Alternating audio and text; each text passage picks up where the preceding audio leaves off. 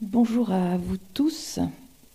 Je suis évidemment très émue de cette manifestation qui, je crois, est pratiquement la première à célébrer les 30 ans de la Convention internationale des droits des enfants.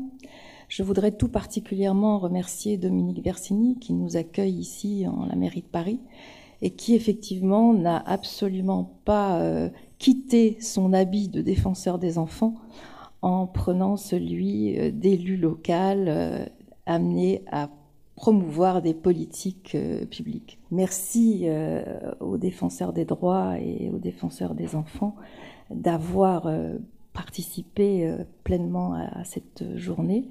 Merci bien sûr au CNPTF qui est notre partenaire dans la réalisation de cette journée. 30 ans, oui, 30 ans, je crois que pour ceux qui ont connu, et nous sommes quelques-uns dans cette salle, qui ont connu le départ de cette magnifique croisière qu'a été cette Convention internationale des droits des enfants, mais nous nous souvenons tous que face à l'enthousiasme, bien sûr, de ceux qui ont porté cette convention, s'opposaient beaucoup de détracteurs qui n'étaient pas tous parmi des gens qui ne croyaient pas en l'enfant sujet en tant que tel, et c'est pourquoi c'était d'autant plus difficile, et puis bien entendu par rapport à un scepticisme ambiant très important. Si l'on fait un bilan aujourd'hui, je crois que globalement, on peut en être satisfait. Au bout de 30 ans, on peut, je crois, dire que la société française essaye de faire en sorte que le principe du respect de l'enfant en tant que personne, en tant que sujet, soit effectivement une dominante de la construction de cette société. Mais ce principe souffre de beaucoup d'exceptions.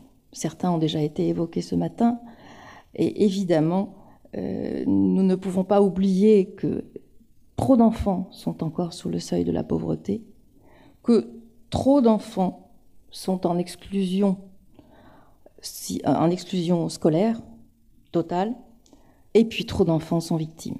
Bien sûr, nous avons également déjà abordé, et je le rappellerai, le traitement qui est plus que critiquable aujourd'hui des mineurs non accompagnés. Nous avons toujours, par rapport au principe de la Convention internationale des droits des enfants, le traitement qui n'est absolument pas adapté de tous ces enfants qui sont en conflit avec la loi. Et nous avons aussi, toujours en opposition avec les principes de la Convention, le traitement qui est accordé aux enfants qui souffrent de handicap et en particulier de handicap psychique. Nous savons bien tous les manques qu'il y a à ce sujet. La fédération que j'ai l'honneur de représenter aujourd'hui porte au cœur de son dispositif et de ses préoccupations ce qui aujourd'hui apparaît comme le méta-besoin parmi les besoins fondamentaux de l'enfant, c'est-à-dire le besoin à la sécurité, le besoin à la protection. Je souhaite, et puis c'est un petit peu aussi ce qui m'a été suggéré, je souhaite porter mon attention très particulière et spécifique dans mon propos liminaire ce matin à la question de l'opinion de l'enfant, de l'expression de cette opinion et par conséquent la parole de l'enfant. Évidemment, 2 articles de la Convention internationale nous y invitent et nous y conduisent. C'est l'article 12 qui dit que tout enfant qui en a le discernement doit pouvoir s'exprimer, et l'article 13 qui reconnaît à l'enfant le droit d'expression.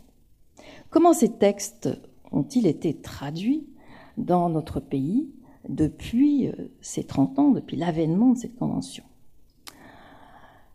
Le premier lieu où il faudrait qu'un enfant puisse s'exprimer, c'est évidemment sa famille. Et là, peut-être que l'on n'a pas accordé suffisamment d'importance à ce qui a été quand même une révolution dans le droit de la famille, c'est la nouvelle écriture de l'autorité parentale et de ce qu'elle est. La conception même de l'autorité parentale a été complètement bouleversée. Exit tout ce qui est de l'ordre de la toute-puissance parentale pour exiger de la part des parents d'associer l'enfant à toutes les décisions qui le concernent évidemment avec toujours les mêmes bémols, si je puis dire, qui sont le fait que l'enfant en ait la maturité suffisante, en ait la capacité suffisante. C'est véritablement une autre façon, et on le voit bien dans nos familles, de considérer l'enfant comme partie prenante à la vie familiale et en particulier à ce qui le concerne. Encore faudrait-il évidemment que l'on fasse un peu plus œuvre de pédagogie. Ça a été utilisé plusieurs fois aussi par M. Toubon tout à l'heure. Je pense que c'est quelque chose qui trop souvent n'accompagne pas, ce qui est une avancée extraordinaire au niveau des textes. Autre avancée dans un autre domaine, c'est celui des institutions. C'est la loi de 2002 sur les droits des usagers qui est venue dire que les enfants doivent pouvoir s'exprimer dans le fonctionnement du lieu qu'ils habitent. Alors ça a été bien porté par les institutions qui accueillent des enfants dans le cadre de la protection. Il y a encore évidemment beaucoup d'améliorations à y apporter, mais en tout cas c'est une conviction qui est portée par cette institution. C'est peut-être un peu plus difficile dans d'autres institutions, et je pense en particulier à l'école, qui certes fait des efforts, qui certes forme maintenant des délégués, mais on est encore loin de permettre à l'enfant de s'exprimer sur ce qui, après tout, le concerne en premier lieu, c'est la pédagogie en œuvre à l'école. Alors un domaine que je connais mieux, bien sûr, qui a été le mien pendant 45 ans, c'est le domaine de la justice. Que fait-on de la parole de l'enfant en justice ?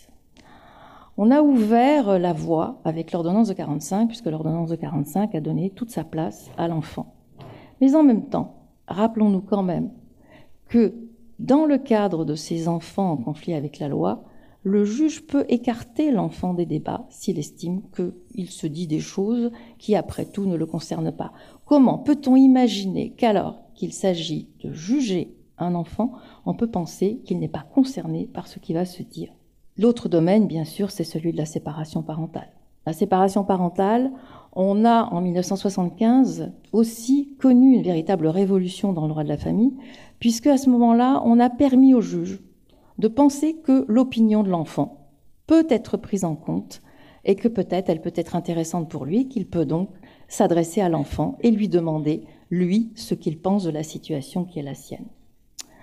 Mais évidemment, les réformes les plus importantes, ce sont les lois de 93 qui vont créer ce fameux article 388.1 qui donne la parole à un enfant qui a le discernement nécessaire, et puis la loi de 2007 qui est venue l'asseoir et qui a d'ailleurs permis à notre pays de reconnaître enfin la Convention sur l'exercice des droits qui avait été adopté par le Conseil de l'Europe, mais que nous ne pouvions pas mettre en pratique puisque nous n'avions pas suffisamment mis en œuvre ce droit à la parole pour les enfants. Les deux conditions, vous les connaissez, je ne fais que les évoquer, c'est évidemment le discernement et que la question concerne l'enfant. Mais je voudrais plutôt attirer votre attention sur le fait que, certes, aujourd'hui, beaucoup d'enfants sont entendus en justice. Peut-être pas toujours comme on le souhaiterait par les juges, parce que les juges, dont on connaît la charge de travail bien sûr, mais les juges sont un peu frileux aussi quelquefois à entendre les enfants et délèguent. Mais surtout, moi ce qui m'importe, et j'ai été confrontée à ces questions, je peux en parler en sachant que cela fut extrêmement difficile, comment sécuriser la parole de l'enfant quand elle est portée en justice? Comment éviter son instrumentalisation? Comment éviter la projection et l'interprétation du juge? Et enfin, comment protéger l'enfant des répercussions de sa parole? Comment, en résumé, arriver à ne pas seulement entendre l'enfant, mais à le comprendre?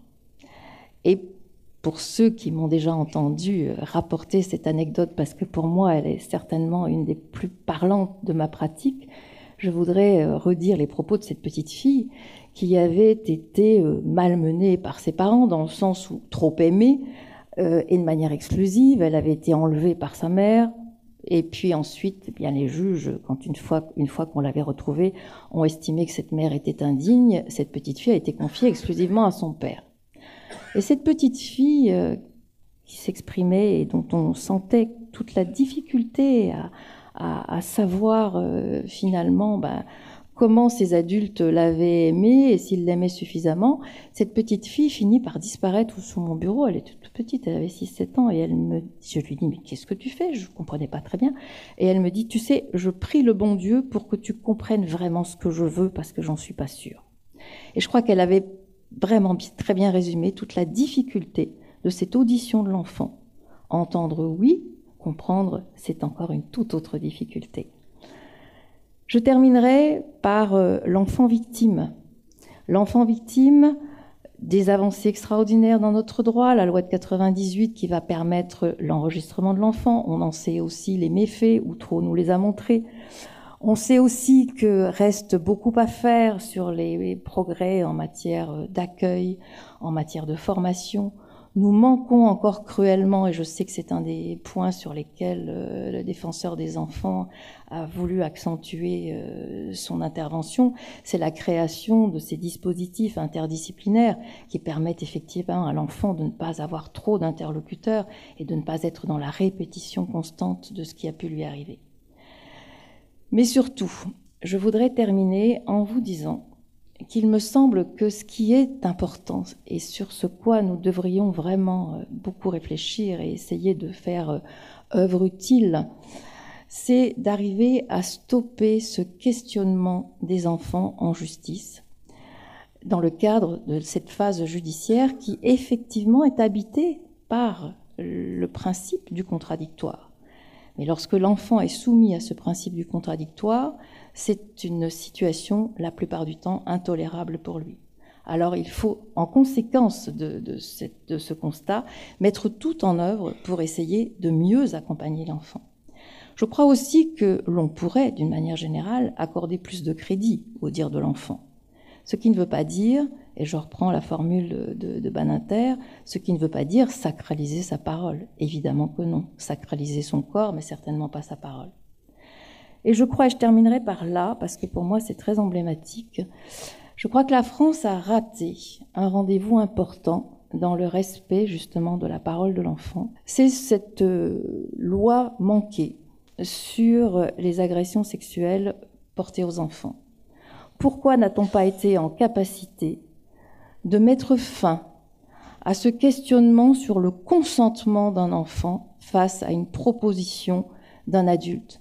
Pourquoi aujourd'hui encore dans nos prétoires entend-on cette question? Parce que l'on n'a pas voulu dire qu'en dessous d'un certain âge, eh bien, tout simplement, une activité sexuelle avec un enfant est un crime et qu'on n'a pas à s'interroger sur son intention. Je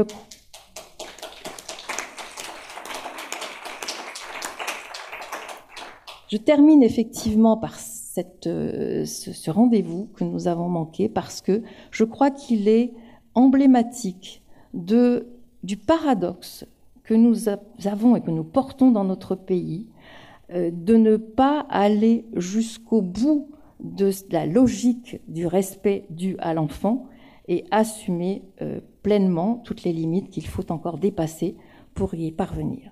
Merci à vous et je suis sûre que nous allons passer une excellente journée.